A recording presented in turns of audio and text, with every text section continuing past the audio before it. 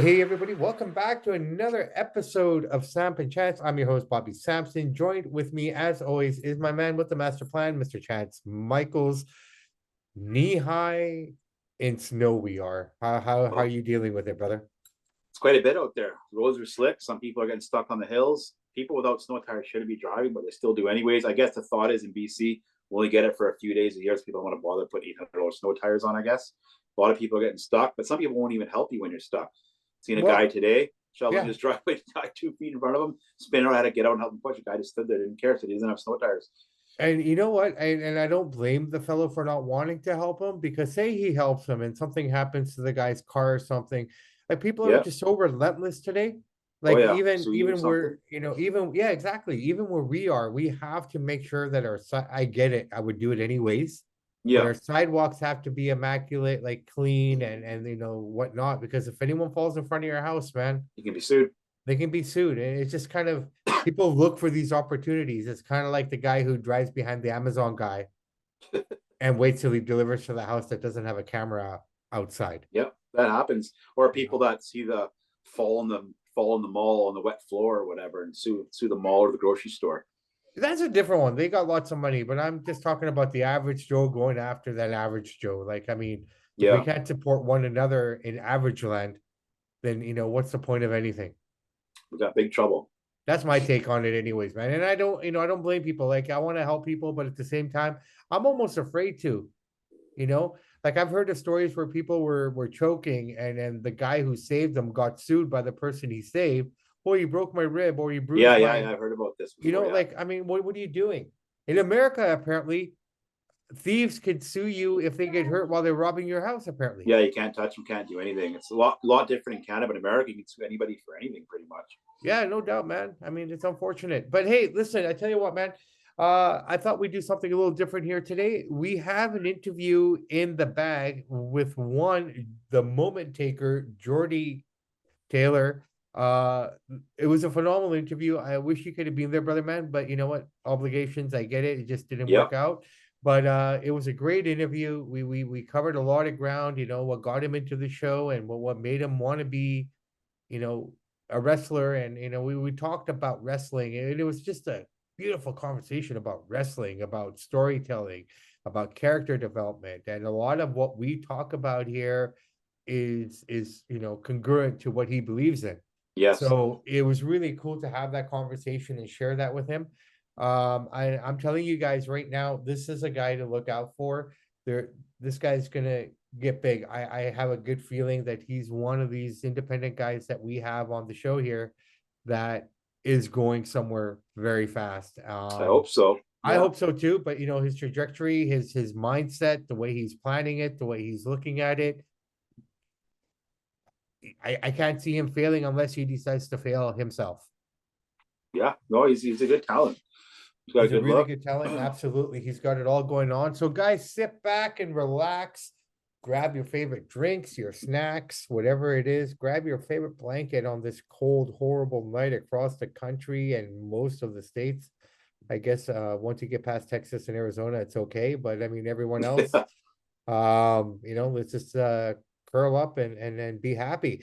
That being said, chats, next week, just let's give the listeners a little preview of what we want to do Yeah, as we are coming fast to the end of the year. I thought maybe you and I could do a year in review for both wrestling and boxing next week. I So, like that.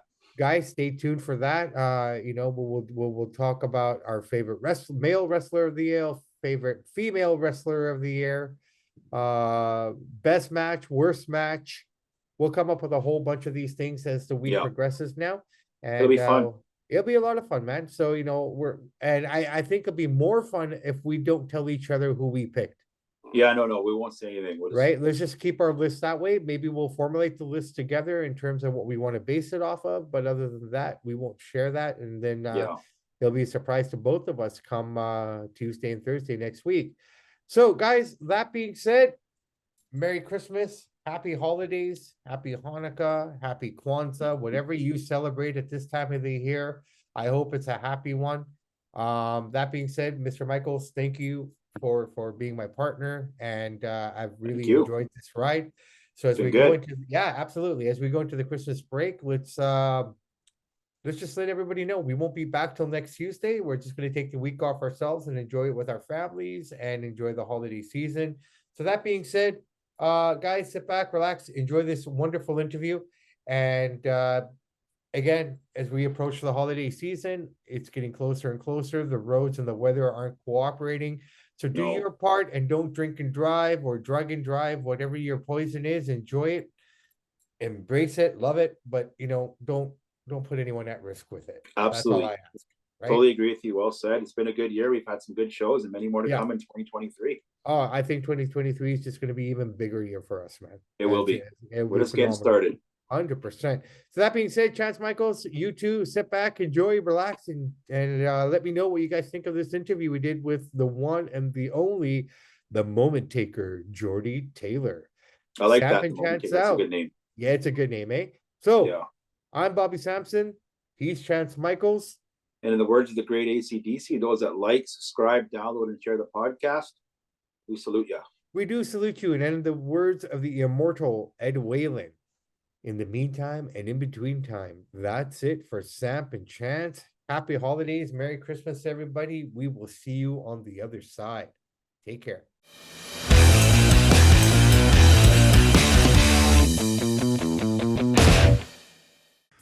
So, hey, Sam here, Samp and Chance. Hope everyone's having a great afternoon. Here we are, Sunday afternoon. And guess what, guys? I have a special fucking treat for everyone here today. I am sitting here with the one and only. You guys gotta watch this guy. He's gonna be a monster. I promise you. The Moment Taker, Jordie Taylor. Brother, we met in Calgary back in September for the first time. I've been watching some of your matches before that just to... Those suck. Well, regardless of not, you're doing it. And for me, that's monster. That's bigger than a lot of things that people are willing to do.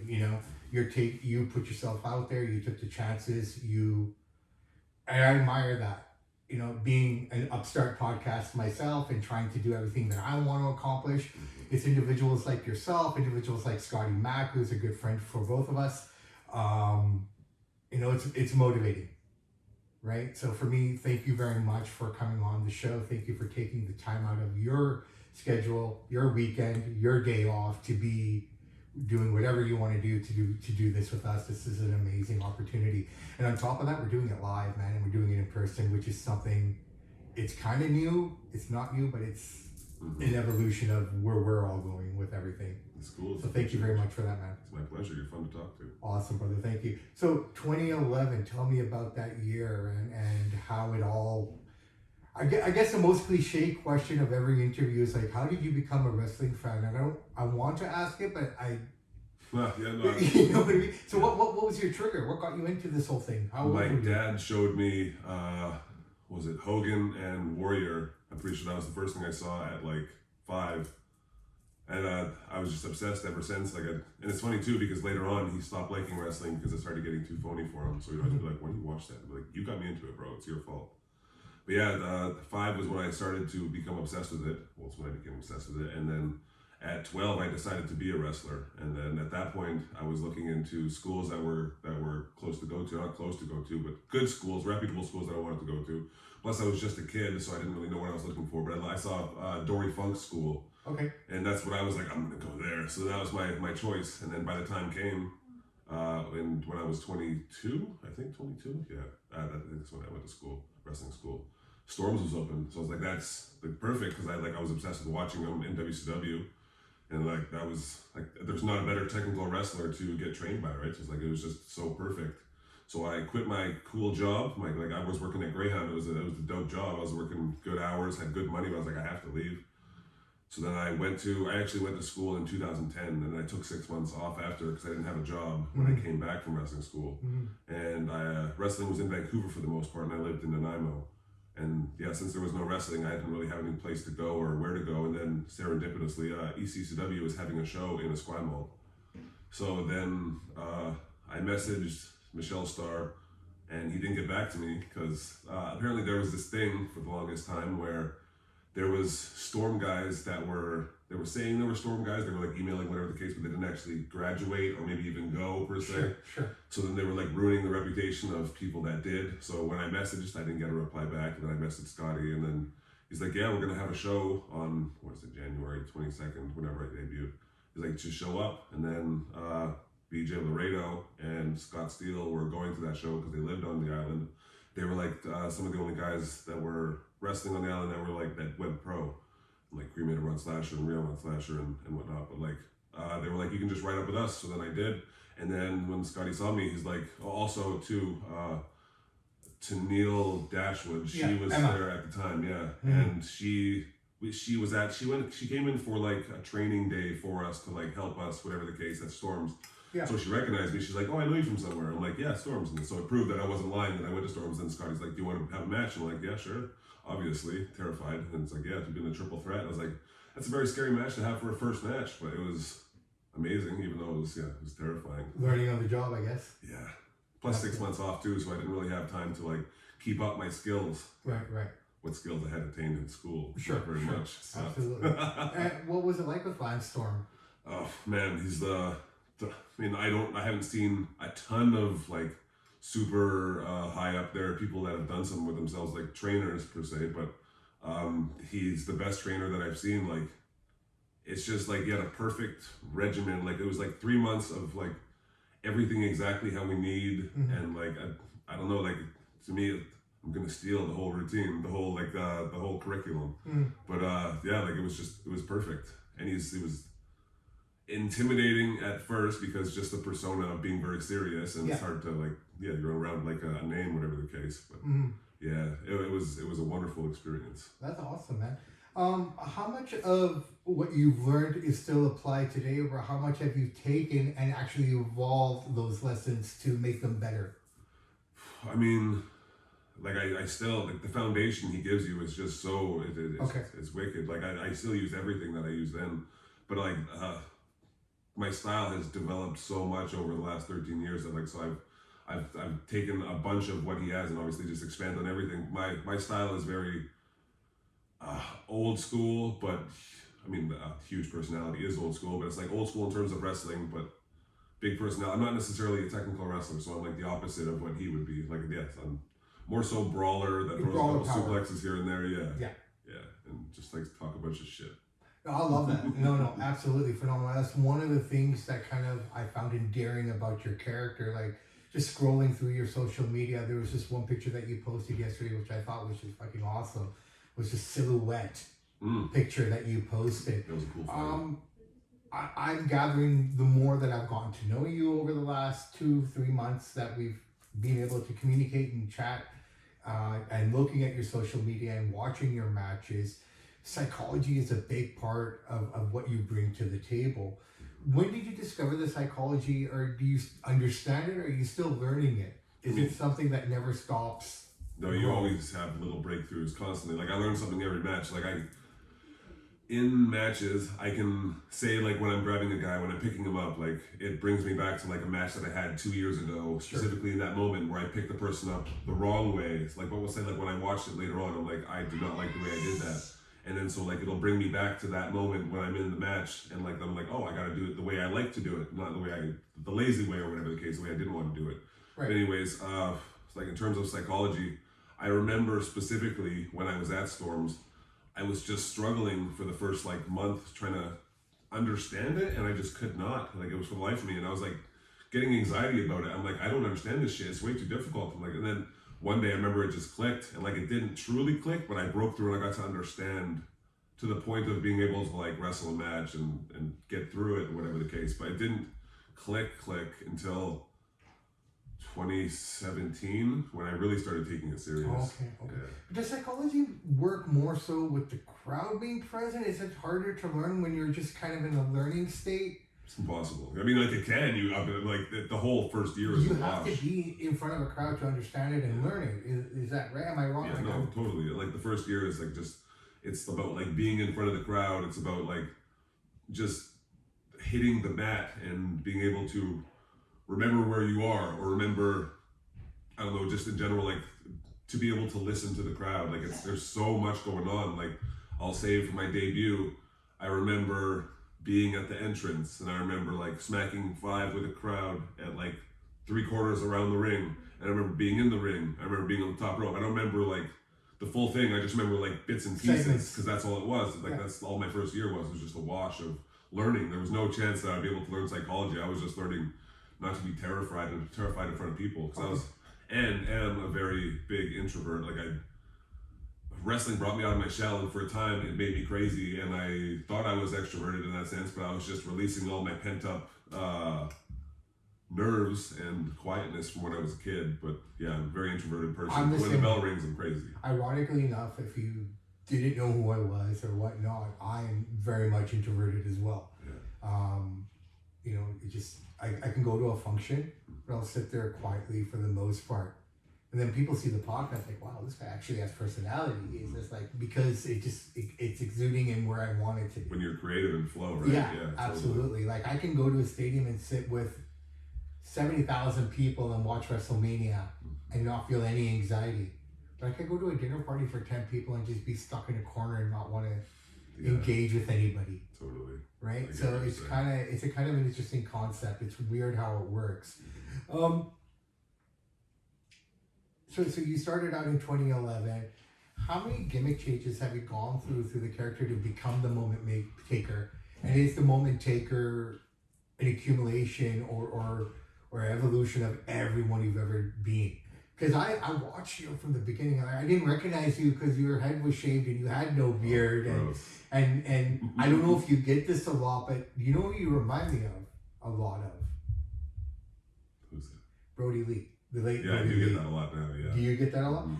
Do you embrace that, or do you find it kind of... I don't want to be like anyone, but that's a very wonderful, respectable, awesome name to ever be compared to, right? Yeah. Like, so, I mean, it's a big compliment, but not me. But absolutely, because when I saw you in Calgary that first day with DTA, and I said, man, this guy's like, looks like Brodie Lee. He's built like Brodie Lee. Thank you. He works kind of like Brodie Lee in that sense. That's a compliment as fuck. So and your expressions were very much that way, because you guys had that tag team match at the Rose Pavilion. So that was the first time I got to watch you live. And I've always stated that one of the guys that I love watching on the scene the most, not because he's my friend, not because he's provided me with a lot of opportunity to be a part of this. Scotty is one of the best sellers in the business. Best everything, yeah. He's so good. You know, I love watching him work and being able to watch him close up in the last couple months. Just his off-camera stuff, it blows my mind. Just like, this guy is just, wow, it's just amazing. And I see a lot of that with you too, though. You know, and I love that. And it just like, you posted this video recently of you dropping the dude on the chairs. Like, wow. I mean, even I cringed. I know it was like, it was a work, obviously. Like, I mean, that I'm still recovering from that match right now. Yeah. but still, like, I mean, how much has your body gone through? Man, that's fucking, I don't even, I mean, I guess I can tell you why. It's because I believe that my body can heal itself, so that's why it has done so. But the amount of injuries that I've had in 13 years is, a couple of them I thought I was going to have to retire. Like the first big one was 6 months into my career, which sucked. That was just me being stupid and learning, and I was wanting to be a flyer because I was trying out things. It's funny, side note, bring me back if I forget where I was going there. But when I first started, I was obsessed with chain wrestling, and that's like I wanted to go to Storms, right? Technical wrestler. So I was obsessed with I'm going to be the chain wrestling king. I'm going to learn all this shit. I'm going to be the best at it, blah, blah, blah. And turns out I suck at it. So I was like, that's literally the opposite thing as to what I do. So like going into wrestling, it's the opposite thing as to what I was going to do. Where was I going there? I forgot what it is. So we're talking about injuries 6 months into your career. Yeah. So 6 months in, I was trying to be a flyer, and I was a face. Funny, I've only been a face for about a year of my whole career so far. But I flew over the top rope and then hit the floor and then herniated the disc in my lower back. Okay. And it sucked, obviously. And I had to wrestle 14 matches that weekend. So that was terrible. But anyways, I did that for I had that for 4 months after. And I just knew, I don't know why I've always been able to listen to my body. So I just knew that I had to twist a certain way and then it would pop back in. So I just kind of twisted every day, just constantly, just obsessively, until one day I was sitting at a bus stop and I just found the perfect way to lean, and then I twisted, and then it popped back in. I was like, the pain went away completely, and like I was having trouble walking and shit there for a little bit. So that was the first one. And then I want to say 2014, 13, something like that, I dislocated my knee doing a suplex, and I like wanted to do like a snap suplex pivot pin. Yeah. My leg stayed where it was, and I moved, so then it came out in a tag match at the beginning of the tag match, so I just had to take it out. But luckily I popped that one back in myself too. And then in 2020, I caved my chest in. That was the worst one. Absolutely terrible. How did that happen? That was a fatal 4-way ladder match, TLC match, I think. Okay. And it was a ladder set up on my chest and another person's chest beside me, Nolan James. And Revon Slasher and BJ Laredo were doing 2 sentons onto the ladder. Ooh. And yeah, so it crushed on down to us, and I had my hands up like this. I was supposed to like fucking hold it to protect myself, but I didn't. Right. And it just crushed, it like pushed in my sternum.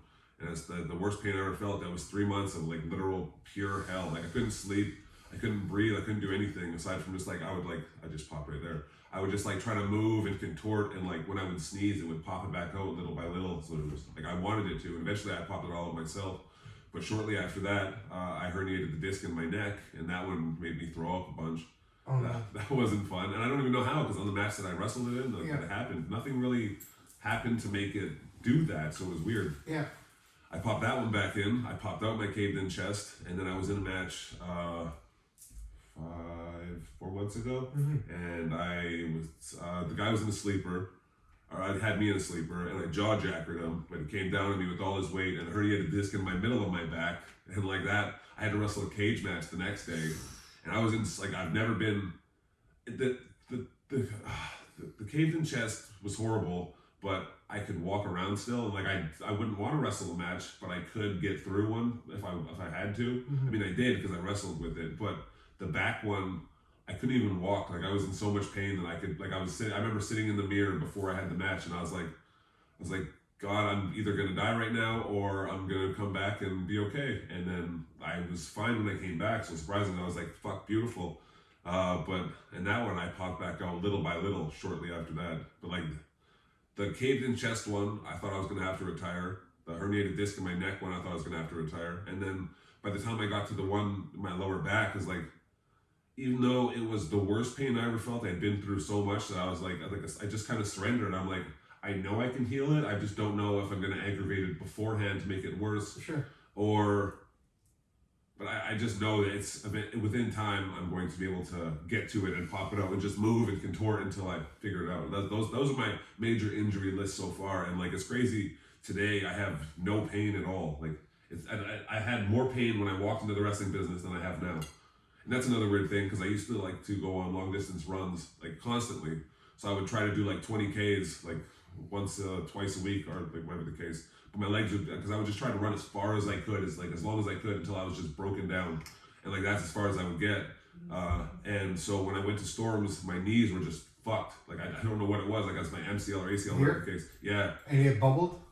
They didn't. It was kind of inflamed? Yeah, they were both inflamed on both sides. I get it. This one happened to me all the time. Yeah. I used to run a lot. Yeah. Right? I in this neighborhood where we are right now, I used to do twice a week 16.5K. Damn, yeah. Right? But on the pavement. Right? So yeah, the on the highways. Yeah, I run the highways and everything, so I understand that pain. Yeah. I can run on a treadmill. It's boring. I like visual. I get it, but I can only go to a track. I can't run on pavement anymore. Yeah, totally. Right? I'm just saying, like, the reason why I can't do like a treadmill is because I like water. I like running by water specifically. But yeah, 100%. Yeah. But so I had my knees were messed up, and going into Storms, because I didn't want to miss my chance for that. Obviously, I paid for it, whatever the case. Sure. And I didn't want to tell him that my knees were all screwed up. So like he made us sign a waiver saying like if you get hurt, whatever. Like the first day, like it's not my fault. Yeah. Blah blah. And I didn't say anything because I'm gonna finish this. Yeah. I hurt my knees, whatever the case. I don't care. And then like the third day, we were doing drop downs, and like that's very knee based, and somehow it just like made them fix, and I was like, miracle again. So there you go, man. It's the craziest thing. Like again, no pain today. Now, I've obviously throughout the history of the annals of professional wrestling, you hear about how guys break into the business. Hogan, Matsui broke his leg. You know, it's almost like when you go in for the first couple of times, they try to break you to kind of separate you. Does that happen with Lance? Was his basis like that? Like, you know what I mean? Yeah, I totally get what you're saying. Yeah, They try to break you to see who actually is legitimately cut out for this and who we're going to put the effort into.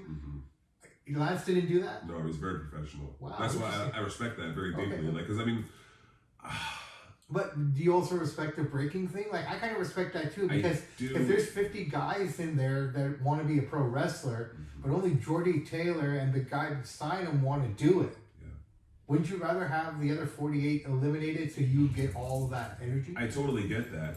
And like, I respect it for the time. And like, that's the thing I struggle with like kayfabe is like the toothpaste is out of the tube in a sense. So like, everybody knows everything, but they don't know everything.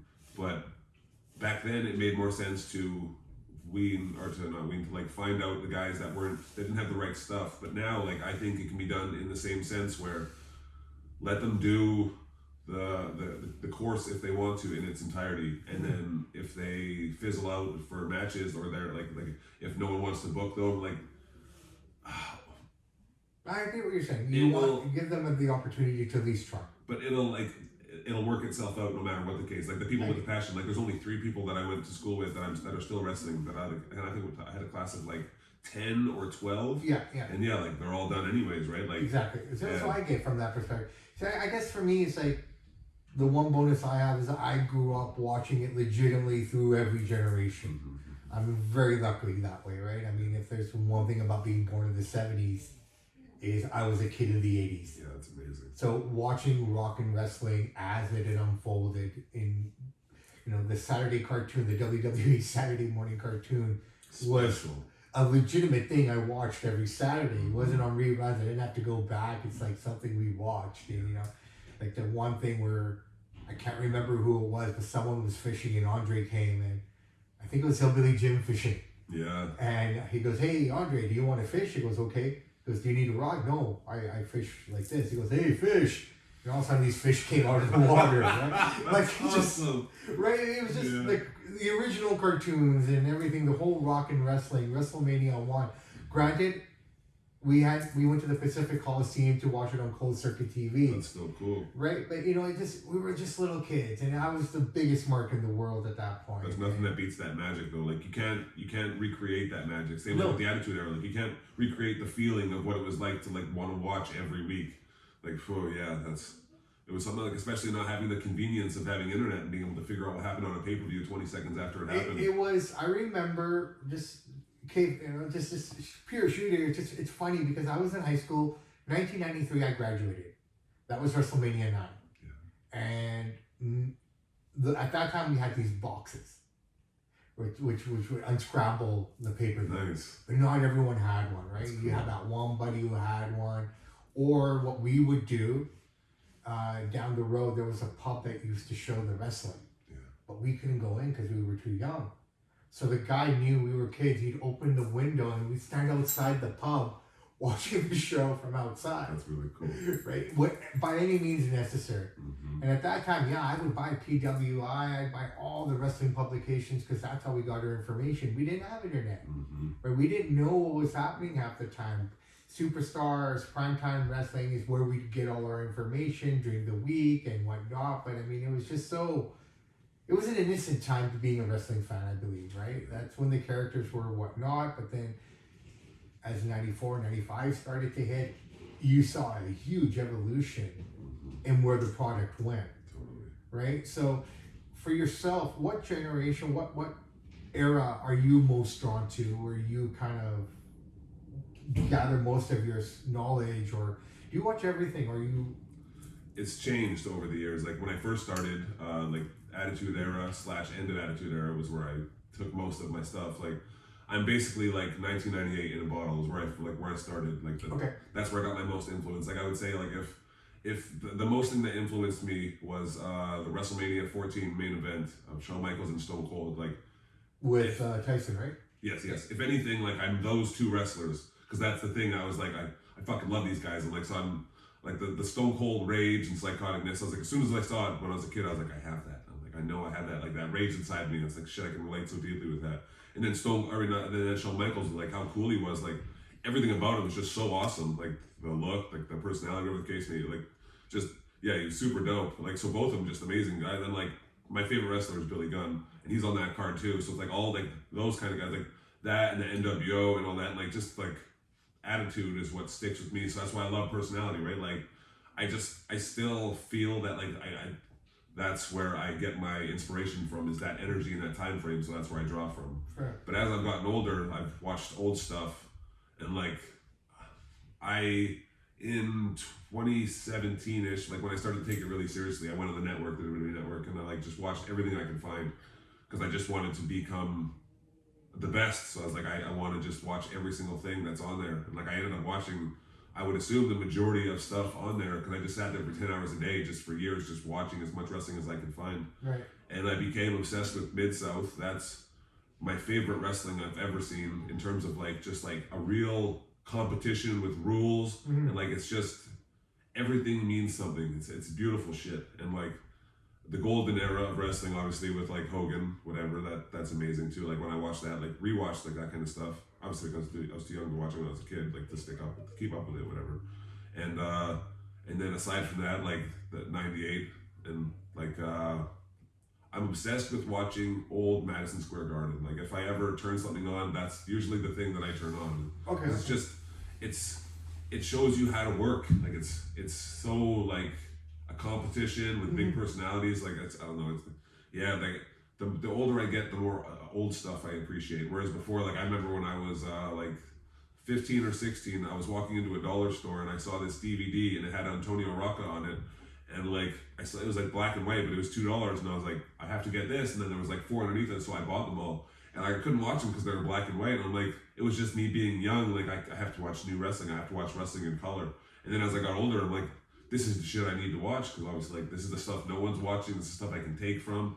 And it's ended up being like all the moves that I use now, with the exception of 2. I did when I was a backyard wrestler when I was a kid. So I literally just do all the same moves I used to do. But I've added moves from like old school wrestling that I later on found and started to really enjoy. Antonio Rocca, but you said something in that piece there that's just really interesting. Not many people say that Billy Gunn is their favorite wrestler. Always has been since I first saw him. Why? He's the fucking man. Like that guy has asthma and he can wrestle like the way he does. He's like, look at how jacked he is now, how awesome he is now. He just gets cooler with age. Like he's so smooth and just like his attitude. Ass now, right? Yeah, like from badass, like he's just so cool. Like I don't know. He's always been my guy ever since I first saw him. Fair enough. For like Triple H is my guy, right? That's dope. Triple H has been my guy, and Taker have always been my guys. Yeah. Right. I don't know why. They're amazing. They're just I'm just drawn to them. Yeah. And Triple H's take on the business and everything about Triple H, What he's done for I've him. always admired. Yeah. You know, people shit on him because he married Steph, and I disagree with that. Haters gonna hate, obviously. Well, but that's the unfortunate part, right? And the people who hate have no concept of what really is happening. Like, dude, you're living it. I'm just a podcaster, but I like to believe I understand it a lot more than most people do. You know, like I said, we missed each other by a year. Because when you came to ECCW, I had already been not a big part of it, but I've been a part of it from 2008 to about 2010, leading up to me getting busy with other things. And, you know, I was out of the indie scene for almost 10 years, like locally. I never stopped watching wrestling. Just didn't know what was happening at home in my own backyard. But those 2 years previous, I got, you know, and again, a testament to Scotty Mack. He allowed me and gave me opportunities to do things that I normally wouldn't have gotten to do, or anybody would have gotten to do. I got to tear down the ring. I got to be a part of that experience, understanding how that worked. I got to put up the cage. I got to be a part of security. I got to work with Tennille, aka Emma, you know, as someone to catch her when her and Veronica were having matches. You know, things like that. You know, getting to work the curtain, working all these different things. He gave me these opportunities. Like, I mean, I got to cross a lot of cool shit off my list, right? And the funny thing is, people then would say, oh, you get paid for any of this? I go, no, I get paid with experience and understanding. You know, like this is what my passion is. I never got to be in the ring. Yeah. You know, because I didn't know where to go in 93, 92. Totally. Like, you know, I didn't know what schools were out there. Internet was just kind of maybe making an appearance, and people were saying, oh, this is just another phase or fad, right? Was the House of Pain open at that time? See, I couldn't figure any of it out. Like, I was just young. I didn't know what was out there. To be completely honest, I didn't know where to start. I knew the Heart Dungeon was in Calgary. I knew that was there, but I don't think I had the balls. Yeah, it's intimidating. Or I didn't have the balls, man. Straight up. I didn't have the courage, and I didn't have the balls to put myself out there the way I am now, doing what I'm doing. So this is my contribution to the wrestling world. I want to be the voice for everybody. I want to be able to bring my knowledge to the forefront and understanding and gain the respect of the boys and whatnot. So that's my mission, and this is why I want to do what I do. And these kind of interviews that we're doing today and, you know, going forward and whatnot, just to show the boys out there that, yeah, this guy knows his shit. He knows what he's talking about. He understands it. Because I got to do, I don't call it menial work. I call it the real work. Right? Without the ring, what do you got? You don't have a show. That stuff's essential. Right? That's why I always do it. And I noticed that. Even in Calgary, you didn't have to do it. They had their own crew there and everything, but you were right there in the forefront, brother man, picking up, you know, the slats and doing whatever you had to do. Here are some of the local shows. You weren't on the card, but you were the first guy in line to take the stuff. I watch all this. This is what I do. I like to observe everything around me. I like to pick up on who's doing what and who's not doing what, right? And not judging anybody by it. By no means necessary. You know, some guys have attained levels, I get it, right? But to be in the game for 11 years, to do everything that, we're close to 12 years now for you in action. Yeah. You started in 2011, right? Coming up in a month, totally. There you go. Crazy. So in essence, you know, you've over a decade, but yet you're at the forefront, you know, setting the example, and I think that's awesome, man. And I don't think enough people give credit to that kind of stuff. Everyone's so kind of wrapped up at the end of the show, you know, adrenaline's flowing. I get all of that, but I want everyone to know that there are individuals like yourself still out there willing to put that work in, that you don't have to. I don't believe you need to do that anymore. You've earned the right to get the younger guys to come in and do it. Gotta lead by example, though. Absolutely, right? And I commend you for that, man. I mean, it's one of those weird ones, right? Like, you know, yeah, I do it because I know it's right, you know, but I commend you. Thanks, man. Absolutely. It's this camaraderie too, though. Like it's something to enjoy with the locker room, right? Like, not to say enjoy, but like it's we all have to do it. Like it's the making the menial tasks enjoyable, right? Like it's with the camaraderie and the teamwork, and like it makes us function as a team, which is really cool. Absolutely. But it's all something to do. Like I'm not gonna. It's hard to see stuff being done and not want to help, right? It makes me feel lazy. Well, yeah, absolutely. I get that as well, and I still feel that way when I'm at a show, right? Like I don't need to help, but I want to help, right? I don't need to do half the things I do at a show, but I want to. Everybody should be taking initiative is the point. Absolutely. Like doing something. No, for sure. Like, you know, I show, you know, either way, like, I mean, it's just beautiful. I love what you do, right? And because of that, you know, it motivates me to kind of want to do better as well.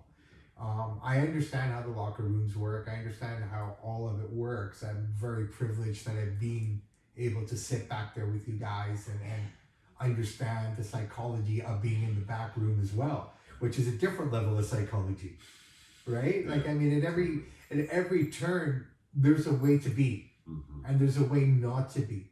How much of the old school is still involved in what's happening today in the independent scene and whatnot? Or how much has it evolved? Because back in the day, those guys used to go out drinking and, you know, Vicodins and whatever they would take to kind of take the pain away. A lot of that changed with Edge and Christian. I find that, you know, they were the guys that weren't really going out and drinking, would go back to the rooms to read. Now, most of these guys carry their game consoles everywhere with them. You don't see a real drinking culture anymore. That's true, yeah. And the way they take care of their bodies and stuff and whatnot. Do you feel that if guys back in the 90s, if the Razors, the Halls, and all those guys had the knowledge that's out there today, they'd still be performing? Or do you think it's just... I mean, I've been on both ends of the spectrum. So I mean, in terms of like say addiction or whatever, like once you're in it, and you don't really know any different. If you're in it from a young age, like if you have a lot of things going on in your life that make you want to escape from your life, then you just stay stuck in it until you want to start to face it and heal from it, right? Like that stuff is very difficult, and like we didn't, as a culture, we didn't really necessarily know about healing until a lot like this last, I don't know, well, I don't really know, but I just know that it's more spoken about now than it's ever been. I personally think this change started to take place probably about 2006, 2007 is where it really started to kind of take off. Again, I preference Edge and Christian as being one of the pioneers of that kind of new lifestyle and whatnot. And they got a lot of shit for it because, you know, it was kind of weird for Edge, I felt, because he was kind of in that transition phase where he was still with a lot of the old school guys, but some new school guys were starting to emerge. Could be taken as disrespectful, try not to. Absolutely. Why aren't you coming out for a drink with the boys and, you know, things like that. So, you know, I always find him a pioneer of that kind of lifestyle. Yeah. And then you have AJ coming in, and he's very much the same way. And most of these guys do that now. Like, you don't really see them. Right, yeah. Partying it's not the same as it used to be, for sure. But do you think it's also social media? Because, oh, look, so-and-so was out. I mean, that could be the case, yeah. I don't think younger generations drink as much. I think they go more towards, like, chronic or something along those lines. Like, and, like, going out and clubbing or, because I don't do that, so I don't necessarily know what it's like. I've never been one of those kind of people. I'm the one of the people that just goes, like, to go home and hang out with wrestlers and watch wrestling or just whatever, right? Like reflect on the match and just dissect it for 8 hours. But I don't think people do that as much. I think as generations change, they become more homebodies, or not homebodies, but just, I don't know. For me, I don't want to have to, and I don't like drinking. I used to, but I was just trying to escape from myself. But I don't like locations in which I have to scream to talk, because I'm not deaf, and I don't have selective hearing, but sometimes like in a loud environment, like I don't want to have to focus so much on trying to hear somebody. And then it makes no sense. Why would you go out with your friends if you can't hear them or have a conversation? I'd rather just sit with 15 wrestlers and watch them wrestling. Yeah, no, 100%. Did you watch NXT last night? I don't watch new wrestling. You don't watch new wrestling? At all, no. Okay, why? I just love old wrestling. There's nothing against the new wrestling. Like when I do watch it, there's a lot of stuff that I do like, but there is a reason, I guess. I don't like being influenced even a tiny bit, even 1% from anything that's happening nowadays. It's how I keep myself different. You don't see anything that I do that people do nowadays, because I don't get into the trends. I don't do anything that anybody does now, because also too, like, if you're gonna do Brock's F5, you're not going to do it on the stage he's going to do it on. So you immediately look, even if you do it better than him, you're just going to look like a cheap imitator. So like I don't want to be influenced by any wrestlers. I'll again check out stuff from nowadays, but I don't watch and keep up with. Like I'll look at like clips or whatever the case. But it's also too like when matches were longer, when they were more a competition, where it wasn't necessarily like high flying. And I don't mind high flying with a story told, but like I like gritty fights that last, like they can last from 3 minutes to 12 to 20, whatever the case. But I just like, and that's why I like Mid-South, like a real athletic competition where everything matters. Okay, so your style of wrestling, the brawler style, and what you were talking about, did you ever try to get into the European style of wrestling, which is kind of the same, like the Russian, the uppercuts and the wrist locks and things like that? I wanted to, but I suck at it all. Oh, really? Yeah. That's more of the chain style, right? Yeah. I don't suck at it. I can get through it. I just don't. I haven't focused on it because it wasn't where I excelled, and it's like stick to where you're good at, right? And like just work on your things that you already excel at. Okay. I'm good at brawling. Fair play. When does Jordie Taylor become the moment maker? Like when does it start for you? Like so if you have a match, say Saturday at Vancouver Pro Island Wrestling or 360, when does Jordie Taylor become the moment taker? Does it start in the morning? Does it start as you get to the arena? When do you start? Or are you always half and half? See, that's the thing. People say that like you have to learn to differentiate who you are in terms of inside and outside. Like for myself, my whole, I'd say the last 5 years has been all about like finding my authenticity and like just bringing who I am. That's not a pre-made persona into the ring. So like I've started stripping away things like my Jason mask that I was wearing. Like I'm not Jason, I'm me. So like, so I started stripping away all the things that were of gimmick, and now I'm like, I literally just wear my clothes into the ring, and I just wear my shoes. And the only thing I put on now is knee pads. So like, I'm just myself. So like in that regard, like I'm just trying to be myself. Well, you're saving money on gear. Well, totally.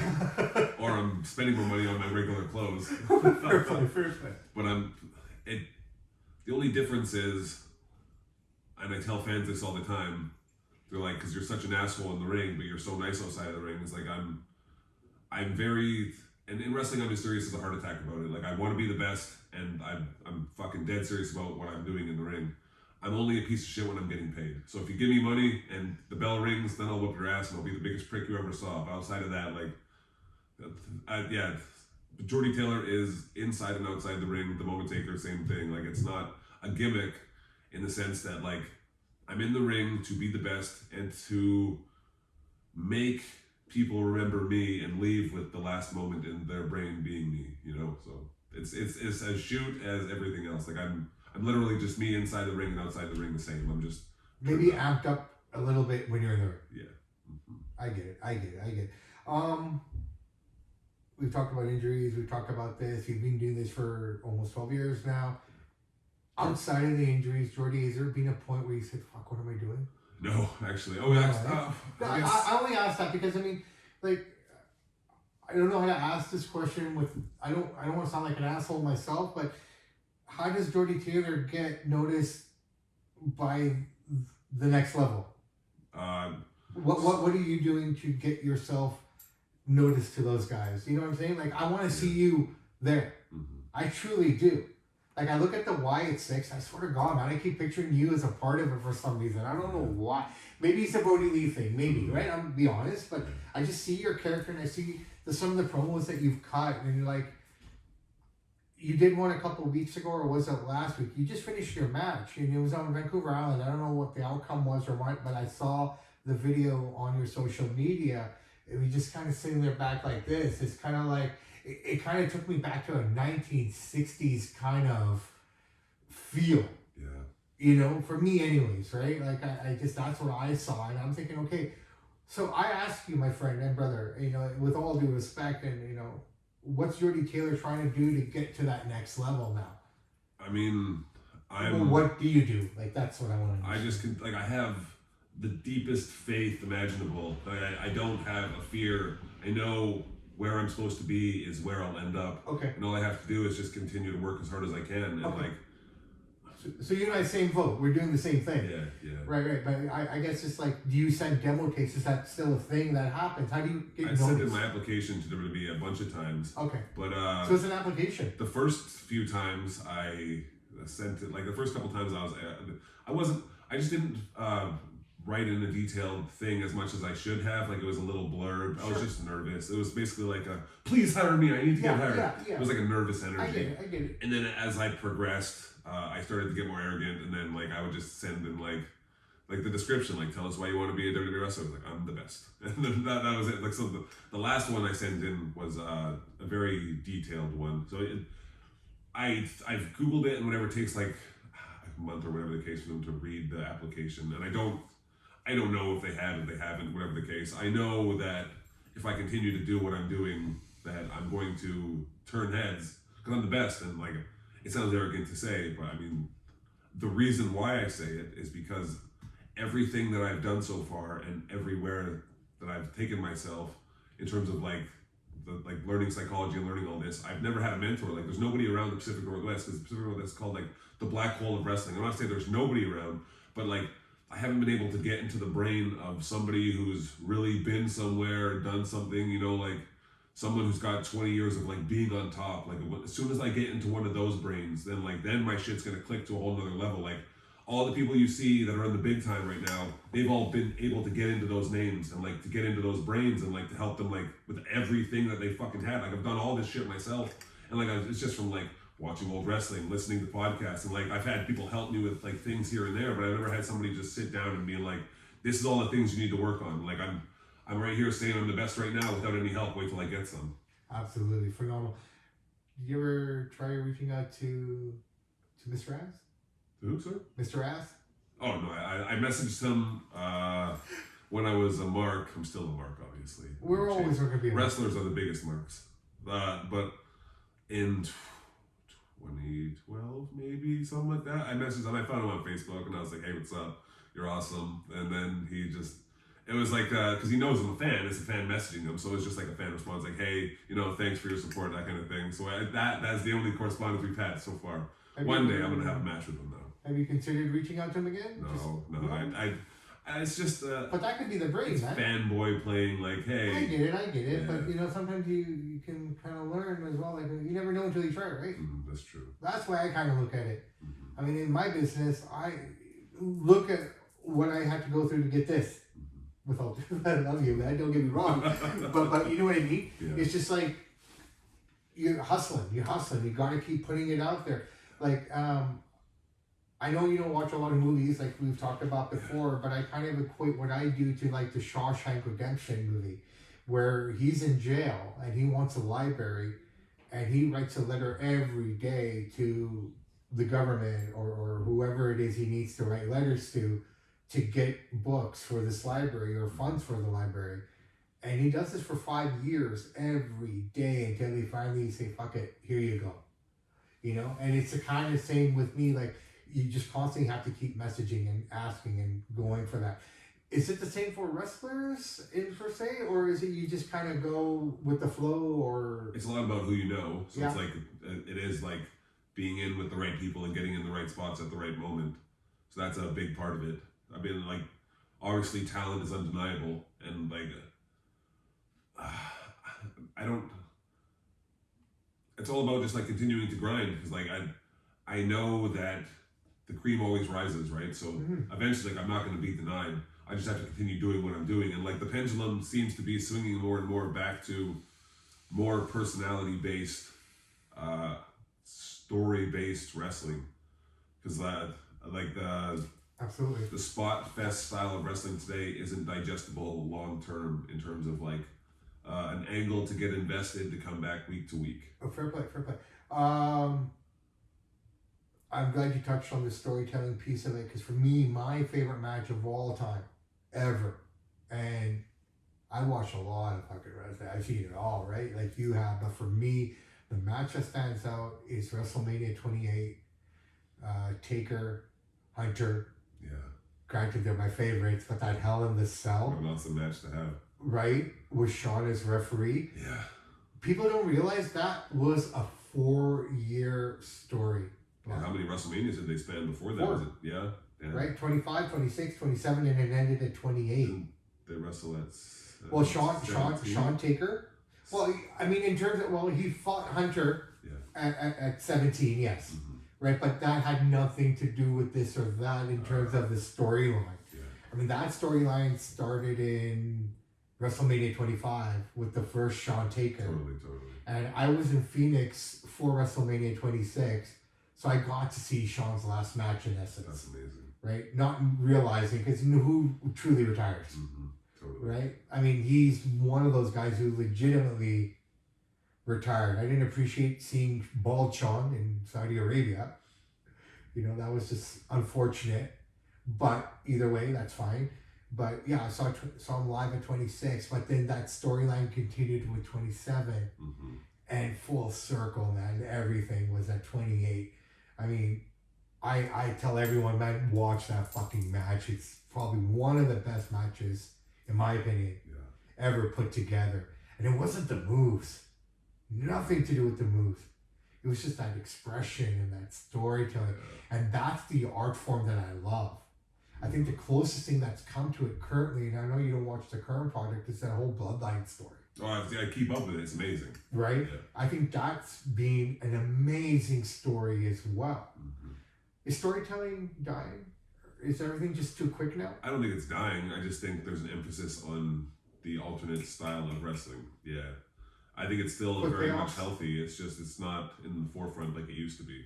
But I feel that that quick payoff is not really a good payoff for anybody because it doesn't really make anything endearing. Yeah. It doesn't make feuds endearing. You don't remember the moments. You don't exactly, but you taking them over.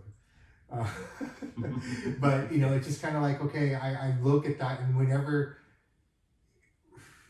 you know, I look at that, and whenever you see them kind of come back after a couple of years, and you're like, oh shit, I remember when these guys, and they have that look in their eyes when they see each other again. Mm-hmm. Example of that would be Mickey James and Trish Stratus at the Ladies Royal Rumble. That's cool. That took place. Yeah. Because of all the shit they went through, and that was a beautiful story. Mm-hmm. Crazy fangirl, and they really pushed the boundaries. Mickey really pushed the boundaries with a lot of what she did. You couldn't get away with that shit today in the ring with what they were doing with that sexual connotation and everything. But it was so dark and it was so beautiful. And to have them come back 5 years, 6 years, 7 years later, almost a decade later, Mm-hmm. and face to face, It's really unless cool. you knew the story and the way they connected, that energy. Mm-hmm. Triple H and The Rock connecting backstage after 10 years. Yeah. Again, that moment, you know what I mean? And that's what I miss about wrestling. There's a reason why, like, the biggest names are the ones who didn't do moves and just were very story-based. Like, there's a reason why people remember Hogan, Rock, Austin, Cena, like the pinnacle names, like, because they were personalities You over what posted they about did, this, right? Yeah. Yeah. What they did got over because they were over, not the other way around. Yeah, and a guy here on the local scene, if you don't mind me dropping names, a guy who does this really, really well, is, in my opinion, is Thunder. Yeah, totally. You know, I watch him work, and I'm looking at some of the stills and the photographs and some of the videos that I've been able to take and done with him. The guy's got 5 moves. Yeah. Right? But it's, everyone comes, that house is full Mm-hmm. because of that energy. He's got a big personality. That personality, he's bigger than life, man. He's not the most technical guy in the ring, he obviously not, but that energy he has, he He's a cross sells it. between Hogan and Hacksaw. Absolutely, like he's bigger than life, and he Plays it knows well. it, right? Yeah. And he does it so well. Those bulging eyes, Yes, they tell the story. right? Everything, it's just right here, Mm-hmm. right? That was just beautiful. That's all it is. Where It's just that. Scotty, in my opinion, he's got the in-ring ability as well, which is why I call him more of the total package. Because he can fucking do it in the ring, and he can sell it outside the ring. And I love that about him. And that's what I love about you. It's just like you've got that. Thank You know, and it's coming and it's getting stronger and stronger. I feel that, man. I see it. And I see the segments that you do afterwards in your promos. And when we were talking earlier this week, I'm like, hey, what are you up to? I'm just thinking about promos in my head. Yeah. And walk us through that. Like, what do you work on? Where do you get your motivation and your inspiration from in terms of promos? Nowadays, in terms of what I do, I just turn the camera on and I just start talking because I feel that's the most freeing and organic and authentic way to present a promo. Like when I've gone in, like my whole process. First off, I'll say the guys I was most influenced by in terms of promos. Stone Cold, obviously. Like Billy Gunn's my favorite wrestler, but Stone Cold's my most influenced wrestler. That's where I've taken everything from. But anyways, he was the first person who I took my style from. And as I've gotten older, I've taken a lot from Hogan, like NWO Hogan and Roddy Piper. Just like I'd say nowadays, like I'm more so base my style of promos off Piper. That's where I'm most influenced from as I've grown older. But anyways, my process when I first started was just have bullet points, and then when I started to take it seriously, I started adding song lyrics, and so I'd insert one every now and again. And then it got to a point where I just started, because I wanted to make them all, they just started to progress more like into like a rap promo. And so I just started to write down every single word, and then I would rehearse those like 80, like one time took 80 times, like 80 different takes, and I was just so tired by the end of it. Like it was just where it was at the time. And then eventually after that, when I started to like watch more Piper stuff, then I started to just go back to talking with bullet points, and then now I just turn on the mic, or I just turn on the phone, and I just talk about whatever may have happened. So that's a big part too, is like when you're cutting a cold promo and you're just talking about like, when I come to this town on this day, blah, blah, blah, like it's a lot harder to go off also too, when you've been talking for a long time and you have like a bunch of things in your repertoire of like things you could say, like old quips or whatever the case, that makes things easier. But just it's a lot easier to talk when you have, say, like something that just happened 2 weeks ago or something that you're building to. But when you're just like cutting a promo just like for a cold match, it's a lot more difficult. So when I have something to talk about, say like the Chariot of Hell match, like I can easily just talk about how much it hurt, how much his ass I whooped, you know, how he got the better of me, blah blah blah. I can just like spin things off the top of my head. That happened. So that when you come in with points, I feel it takes away from the authenticity. And like you say for myself, like I've been told whatever that I have a cool laugh, so I try to insert that into promos. I've tried to do that for a while. It just makes it sound so inauthentic. Yeah. But so now with just turning it on and talking, like if I find something funny or I pop myself, then I just laugh in the moment while it's happening. Yeah. I find that to be a lot nicer and easier and smoother, and people resonate with it more. 100%. So yeah, because that one promo you did after the match, it's like I like those ones. You know, it's just kind of that's raw, that's pure. Feeling the emotion of the match. Absolutely, you're coming out of it and whatnot, and you just kind of sit back. I just love that image. You know, you just kind of, it was an angle shot. It wasn't straight on. It was kind of at an angle, and it just the way it was all cut and everything. I really enjoyed that. That was really fun to watch.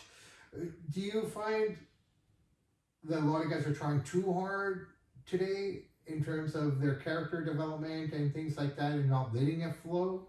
Do you have any advice for guys there? In terms of character, I feel like the newer generation is focusing less on character and more on moves, and looking to the moves to get them over. And like it's in terms of like tips, I would say just watch the greats, watch the biggest personality guys, like the people that the fans talk about are, again, the Hogans, the Rocks, the Austins, the Cenas. Yeah.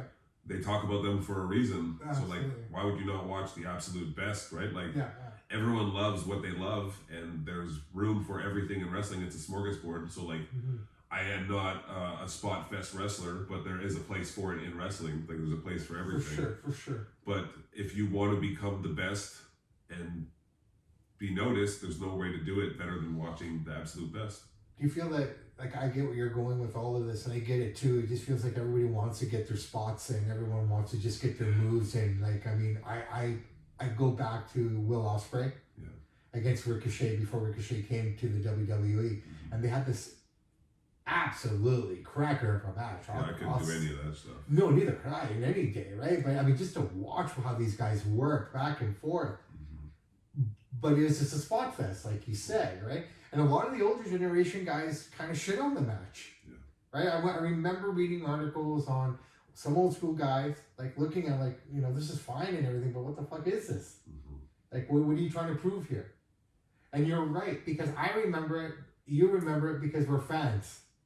But if you're just looking for it, like you ask the casual guy, they're going to say Stone Cold, Rock, Cena, and Hogan.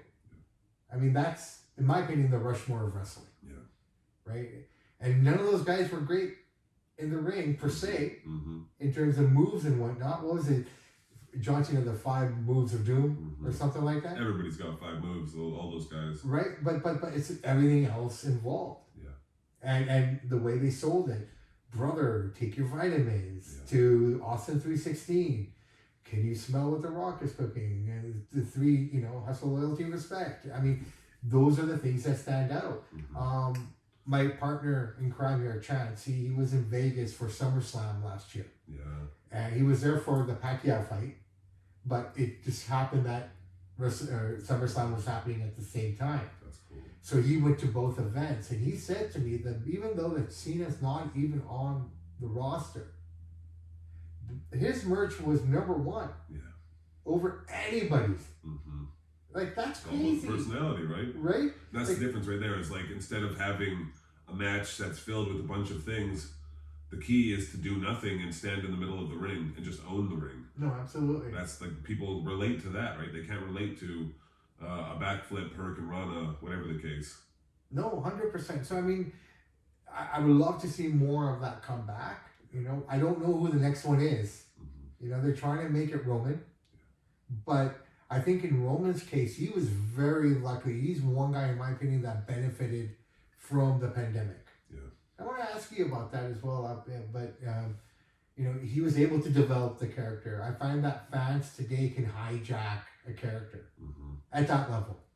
I don't know how much they can hijack a show at an indie level. Has that happened, do you find? I mean, I guess it all depends specifically on the performer. I haven't seen, I mean, I guess I have seen fans shit on certain wrestlers, but it's all about just like not letting it get to you. But that comes out with like, that comes to like being confident, and like that goes back to not having to work a spot fest kind of match. Like doing the opposite of that is like when I'm in the ring, and I much respect to the guys who can do all the crazy stuff. I can't do it. Like I respect all of their athleticism, but like when I get in the ring for myself, I just try to stand in the middle of it and own it, and like that alone seems to be more effective than like anything that that I could do move wise. And sometimes in a match I don't even do moves. I don't do any. I have 5, but I don't. Sometimes I'll do 1. Right? Like it's just whatever happens. I don't even do my finisher on every match. Right? No, I remember at Loft Country, I think a few weeks, about a month back, you were in the ring, and it was very minimal what you did. Yeah. I remember that. Like that, I bring points like because you mentioned it. You know, it just kind of. I remember they had the taser, right, and that played. Right, but that played more of a role. That taser had more moves than you did, but you still sold everything really well, and you brought it together, right? So I know you get the art form and everything and whatnot, but it's just kind of like, if that's the case, and if this is the key to figuring it out, why are more guys doing it that way? Jumping on the trend. But the trend doesn't make sense when you see who the Rushmore is and what all 4 of those guys had in common. Yeah, I mean, like it's like finding like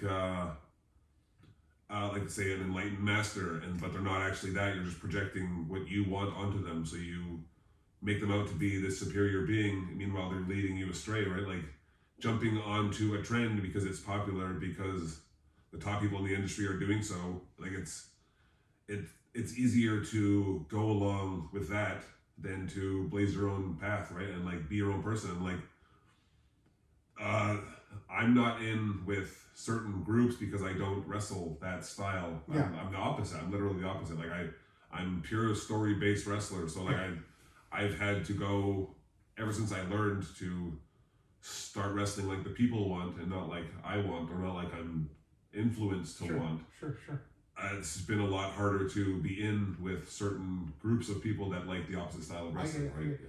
So right now you're Vancouver Island, you're here on the mainland, you're up in the interior, and so how many different stories are going on with Jordie Taylor? Because I mean, there's DTA, which I think that was the very first question I ever asked you about. Do you remember? No, I do not. We were standing out by the ringside. I introduced myself to you. I remember. Yeah.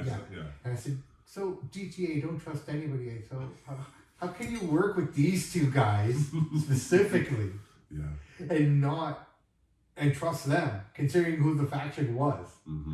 And I've watched both those guys turn their backs and have their backs turned on many a time.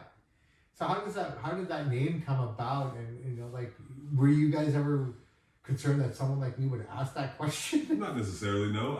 DTA actually started back in 2013 when Jamie Diaz, Daniel Adonis, and I turned on Scotty. And so it was Diaz, Taylor, Adonis. That was originally where DTA was, and it just happened to be Don't Trust Anyone, right? So it just worked. It was our thing. Don't trust anyone aside from our little clique. So how did Scotty become a part of the clique? I mean, lines blurred. Okay. Toothpaste is out of the tube. He's one of our homies and always has been. So I mean, same with Brett Matthews. Like, it's our group that doesn't trust anyone. I guess you could say that. Fair enough. Yeah. But then in Thrash, you work with Jay Starcy a lot, and is that a faction or is it that? ETA is originally it's Adonis and I is what we made that was our thing. Sure. Well, in Alberta, it just happened to work because it was supposed to be. I think it was supposed to be Adonis and I. We're supposed to come in for DTA, so they started labeling us as that. And then it just happened to stick. So even with different people coming in, like DTA now seems to have evolved into whatever group I'm in Alberta. So like there's that. Yeah. But that is technically in the past, and it's not the real DTA unless it's say like Adonis and I. But when I go back, because every company that I work at now, if I have my way, and usually I do, the Moment of Truth is my new incarnation in its chapters. So I have a different chapter in Thrash, I have a different chapter in Vancouver Pro Wrestling and 365. So I'm going to RCW in January. Yeah. So who knows? Maybe I'll have one jump in there too, right? That's awesome, man. Yeah. Alberta, I wanted to touch on that. I got to spend some time down there, and one of the companies there that I've been really, really privileged and honored to kind of embrace me and what I'm doing is Can-Am Wrestling. Yeah. And I know you guys do some work with them. Do you want to touch on Can-Am for me and what they've done for you and how they've helped you out, or what you've been able to gain from them? 'Cause I love those guys, man. Yeah. I'd say Otto and Ed are the best promoters that I've had. They've been the best to me. I love Can-Am. The place is awesome. Like I was very lucky to be on their Resurrection show. So I do enjoy the company. I enjoy the people. Yeah. And I got nothing. Otto's the shit. I'm gonna say Otto. I love you, brother. We talk about once, if not once a week, at least every 2 weeks. I will reach out to him and talk to him, and That's cool. He's just a phenomenal guy. He has been, if not Scotty as well, but Scotty and Otto have been those two guys that have been by my side since I started this. That's awesome. Right, and to this day, Otto is phenomenal. I love the guy. So I just wanted to ask you what the relationship was with him, and how he was with you. And oh, they're great. They're always so accommodating to me. Awesome. They flew me in, whatever the case. They treated me good. They paid me good. Yeah. They got nothing but good things to say. Like the second show I was on for them, they put me in the main event against Johnny Devine for their secondary belt. I was like, that's pretty dope. Now, you look at the wrestling scene in Alberta and BC. You've seen both. Do you feel there's more opportunity in the Alberta scene to kind of venture out further, opposed to what's available in Vancouver and the Lower Mainland, or in I feel there's more opportunity in Ontario. Okay. That's where the place to be is. So where's the Moment Taker going to start flying out that way, or is he already planning to? I'm not going to speak anything into existence until I want to do it in silence. Absolutely. So whatever I do, I'll do it. Yeah, you'll see. You'll find out. Maybe just text me so I can come as well. I'm going to be there for that, man. That'd be pretty cool. Eddie Osborne, what's it like working with him? Aside from Lance Storm, Eddie is the best trainer I've seen. He's the man. He's so cool. Like. He's treated me very well. I like to work hard for him, obviously, because he treats me well, but he's a wonderful person. He's so good in the ring. He can do everything. I'd love to meet him one day. I've not met him. I just saw a picture of him and Scotty from that last weekend. Yeah, two pros. I swear to God, man, I thought that was Vader's son. Right? Eddie is super agile motherfucker, and he can work. He's huge. Yeah, either Scotty's really small, but just that image, bloody hell, his knuckle was the size of my hand. Yeah, he's got a double knuckle. Yeah. Both hands. Holy fuck, that guy's just a monster. I just feel like putting a Vader mask on him. I don't mean that in a disrespect. No. He's just so... Vader's the coolest big man ever. Right, and I look at him and I'm thinking, Jesus Christ, this could be the son of Vader. Mm-hmm. Right, he's monster, and he just... Maybe just the way that photograph was taken. Yeah. So Scotty's no slouch. He's a big boy. It was the angle, but just the way it looked. Anyways. Awesome dude, though. Absolutely. So you've been able to work with a lot of cool people and this and that. I mean, I don't want to put you on the spot, but where do you enjoy working more? The mainland, the interior, the island? Where do you feel that you are the Moment Taker the most? I think they all have different vibes and energies, different feels to them. They've all got everywhere that I work has a positive vibe to the locker room, and I get to do my own thing in basically all of them because I've built up trust in terms of knowing that what I'm going to do is best for the story. Because ultimately, whatever the case, I'll do whatever the story calls for. I'm not going to take huge crazy shit and do stupid shit, but if the story calls for it, I'll do it. And so when it comes to anything happening in any company that I'm working for, they all have trust that I'll do the right thing by everyone. Mm-hmm. Yeah. Awesome, man. Where does the Moment Taker go from here? What's the evolution? What's 2023? I'm not asking for specifics, what are you manifesting for yourself in terms of where you want to be and what you want to be able to achieve in the upcoming year? I'm gonna get my ass signed, but Okay. I don't know how I'm gonna do it. Yeah. I'm just I have again the deepest faith that I know it's gonna happen. Like, so I just kind of live every day now and just enjoy whatever's next. So like, say I have a match coming up in 2 weeks. I'm not saying I do. I'm like, I don't actually know. I just look at my phone and the calendar tells me what I have. But so like, say I have a match coming in 2 weeks. I'm like, okay, so today I have to cut a promo, and I just focus all my energy into that promo. And then like, say I have the match happen, I put all my energy into the match as it's happening. And then say it's like come to takedown after the show. It's like I'll put all my energy into that. It's like after match promo, all my energy. That's like whatever the next thing is my deepest focus. And like it's I don't want to keep my mind or my energy too far into the future to being like wanting and expecting. I want to be right here where I am at all times and put as much as I can into that. Kind of like how I think. I think of it like this. I can't change yesterday. Because yesterday already happened. Whatever happened, fuck it, it's gone. I don't know what's happening tomorrow. All I know is if I work my ass off today, tomorrow should be a good day. Right? But that's not even guaranteed. Totally. Right? So I always just stay in the moment, work for today. And I piss a lot of people off with that because they're like, well, what about next week? I go, I don't know what's next week. I only know tomorrow's Monday. And I got to get up at 6. I got to go to work. And I got to come home and watch Raw. Legit, 100%. Right, that's my thinking. Yeah. Whatever comes through the day, I'll deal with it. It's like a childlike wonder. It's like I'm ready to just experience whatever comes. Yeah. And be excited while it's happening because it's my life and it's exactly what I want it to be. Absolutely. Right? Yeah, same philosophies, man.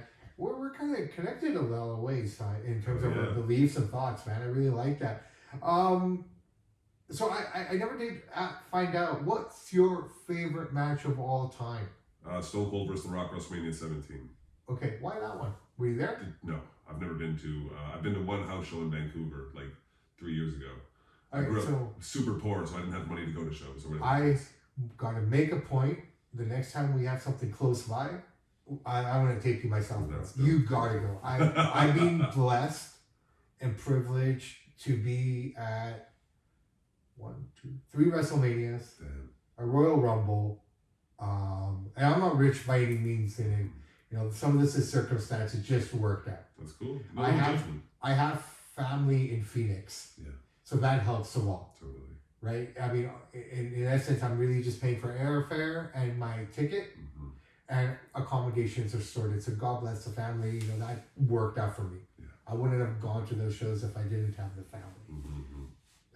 Seattle was just down the road. I was able to come home and sleep in my own bed. That's dope. Toronto, Rock Hogan. I got to see that live. I'd say that's the second best match. I tell you what, I sat in that crowd and at this point, I already know. Yeah. Right? I know what I'm watching. I know what it is. I know everything. And the hair still. That's the thing. It's crowd reaction. On the back of my head. Like, it was the shittiest match ever done. The people tell you what match is the best, though, right? But everything outside of their 5 moves of doom or whatever, that match was just totally. back and forth. That crowd, wow, it's out of control, right? And the reason why I say Austin Rock is because like there's never been a time that I can recall, and I don't say 100% I'm right on everything, but I would say there was never a point where there was 2 guys at their peak that could talk the way they did, that had the personality they did, that were neck and neck with each other, like trying to steal the top spot. Like it was just that. I mean, like just the feeling of it, like the energy of it. Like that's WrestleMania 14 was like my first like on those 2 guys, and then WrestleMania 17 was like that was like my ultimate, I guess, inspiration in terms because it's my favorite match, right? Like so, like that was. I guess I would say I'm those four, like not 4 because there's 3 people, whatever the case. No, if you look at the 4 guys that we've been talking about for the most part, and I think we're both in agreement, they are the Rushmore guys. Yeah, totally. Right? I mean, you're taking a little bit of each one. Yeah, totally. Right? And kind of making it you. Right? I get it. Like I say to people, I want to be the biggest podcast in the world. And people scoff at me, and I don't give a fuck anymore. No, I'll say straight to the camera, fuck you all. You know, like straight up, this is what it's gonna do. I have to do what it takes, and you're doing what it takes. You see, I see you're combining the energy of those 4 guys to make it one entity that's your own. Yeah. I understand that completely, right? I'm not saying I want to be like Joe Rogan, but I'm going to be something like You that. take the bits that inspired me. Exactly, right? And you know, it's kind of like, I don't like to bring religion into it or whatnot, but I've been very fortunate to grow up in different religions in my life. Christianity, Hinduism, and Sikhism and whatnot, but I don't follow one particular Just take life. a little bit from everything. I took everything That's cool. and I made one thing and I called it Samsonism. That's dope. Right? It's more of a lifestyle than it is a religion. It's just live to be. Very simple, right? So one show I'd like to recommend to you, I know you don't watch a lot of shows, but this is a wrestling show. Watch Young Rock. Yeah. I think you'd really enjoy it. It's kind of an interesting concept. The stories are really cool. And if he had all the interactions that they're showing he had as a kid, man, that's one lucky motherfucker of a kid. Right? It's broken up in 3 segments. You have when he's a little kid in Hawaii, when he's a high school student in Memphis and whatnot, and when he's basically university and he gets into the show. So it's kind of broken up that way a lot. But a lot of the stuff from the younger days, like, you know, it's through this show that I discovered Polynesian pro wrestling. Oh, yeah? Right? The shows that they were running out of Hawaii. The Rock's grandmother and whatnot. And if you go back to 1985, 86, you find it on YouTube. It's kind of weird. The WrestleMania 1 card is kind of based off of that card. No way. In my thinking. That's cool. Because you had everyone there. Snuka was there. Andre fought there. Macho was there. You know, all of them. Everyone that was kind of involved in WrestleMania and whatnot were kind of involved in these mega shows. And there was like 60 to 80,000 people at these arenas in Hawaii at the time. Yeah. Are they historic? Is that accurate to what actually happened on the show based on? I think some of it's dramatized, but I mean, if he had the interaction with all these guys growing up as a small child, like being able to sit on Andre's lap, like there's this one episode in particular where Andre plays a big role in his life in teaching him the value of whatever it was. You know, like he took him fishing and this and that. So if those things truly happen, that's That'd be crazy. Amazing. Yeah, totally. Right? I don't know how much is exaggerated. Obviously, it's TV. But, you know, I'm old. You know, I like to believe, okay, this really happened, and that's a really cool experience. It would be. Definitely. So it's in its 3rd season. Yeah. I recommend trying to find it. Yeah. And Maybe watching I'll check it out. I'll see what happens. Definitely, it's a wrestling show. That's why I'm pointing it to you, bro. Totally. And so from there, other than that, man, what's next? Do you have any matches coming up, or are you on Christmas break? I think my next match is in Alberta. Oh wow. For RCW. RCW. Okay. Yeah. Okay. Against Raj Singh, the Impact Star. Yeah, I'm in Raj. Yeah. Yeah, the son of the great Gama. Yeah, so I'm fucking excited for that. Absolutely. It's gonna be awesome. I picked his brain a little bit in Calgary as well, and I asked him the question, like, cause he's South Asian, right? He's not Pakistani. The great Gama was not Pakistani per se, like in actuality. There were Sikhs. They were you know, from India. Yeah. So I asked him. I said, and unfortunately the video got corrupted and I couldn't post it. Yeah. So Manraj, if you're listening to this, brother, please give me another chance. I want to get that out there. But I'll share what we talked about. And I asked him very simply. I said, Manraj, I know your dad's not from Pakistan. I know your dad's from India and everything else that goes with it. Indian people would never want to, even if it was a word, say I'm from Pakistan. At that time, especially, there was such a divide between India and Pakistan, which goes back to the partition of what the British did and whatnot, blah, blah, blah. So I asked him, how did he become Karachi Fights? That's just something that I never understood from a cultural perspective, from just a political perspective. How did it happen? Simple, very simple. Back in those days, you could get away with calling people Pakis. Yeah. And to get that heat, he pretended to be from Karachi. Oh, just trying. Yeah, okay. To get that heat. Yeah. Right? I'm like, fuck. The things guys were willing to do to get the heat. Totally. Well, if you've watched, what the hell is it called? I just recently watched The One and Only with, what's Fawn's name? Harry Winkler. Yeah. It's a wonderful movie. It's from, I think, the late 60s, maybe early. Yeah, anyways, awesome movie. But when he's trying out characters, he tries a Nazi, right? Like the things you do to try and to What you have to get do. heat, right? Yeah. So I mean, anybody try anything at any time to try and get over, right? You have to try it, right? But it's just kind of weird. It's just like, especially at that time, it was really heated politically in that world. As that part of the world was really heated. Blur the lines, right? I guess too. Like just like take just what's real is what resonates most, right? So I mean, it's kind of funny though, because you look today, you can't say the word pack. I'm saying it, but you can't say those kind of words anymore. You can't chant them anymore. You know, it just shows how far the evolution of society has gone. That where the Karachi Vice wouldn't have worked today. no. I think they had a remake in like 2012. I want to say They tried something, but it just didn't fly, in my opinion. Yeah. Like it just you can't say half the shit you want to say anymore, bro. Like you just can't. Like where do you see the industry going? I mean, it depends on who's leading it, I guess. So right now we have Triple H leading it from one angle, and you have Tony Khan doing his thing.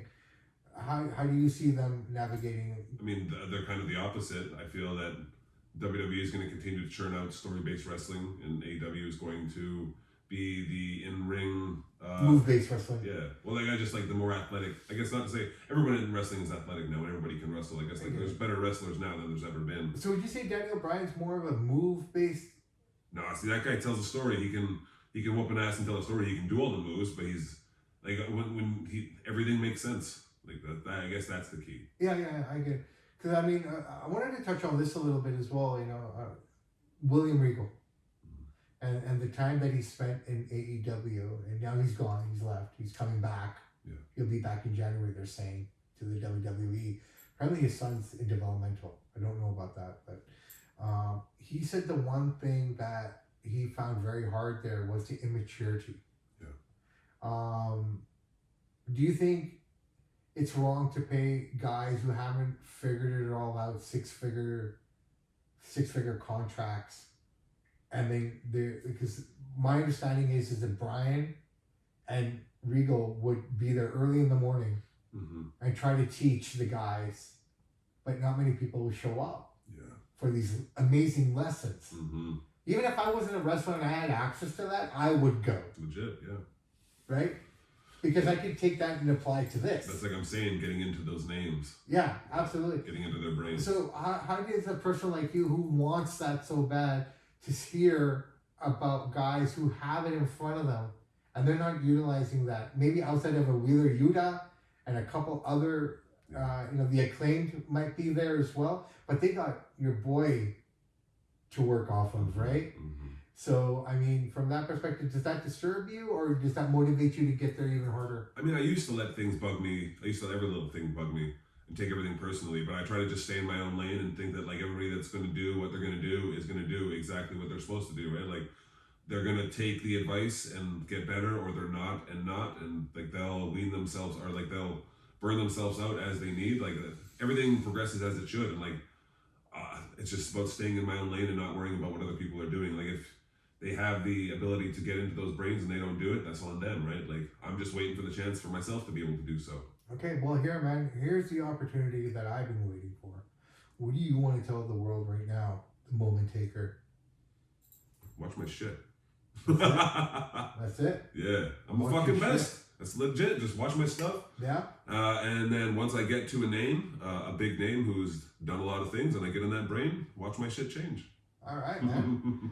Jordie, I really want to say thank you so much for taking the opportunity out of your schedule. I know you have a very special occasion today as well with your partner. So, taking time out of that schedule, that means a lot to me, brother. I really, really appreciate it. And I hope that I'm alongside the Moment Taker as he grows and we grow and we get to grow together. Oh, yeah. And let's just blow this shit up, man. Yeah, damn right. Straight up. Thank you so much, brother. Oh, yeah, Thank man. you for coming on the show. Thanks for having me. I appreciate it. God bless you, man. Thanks, bro.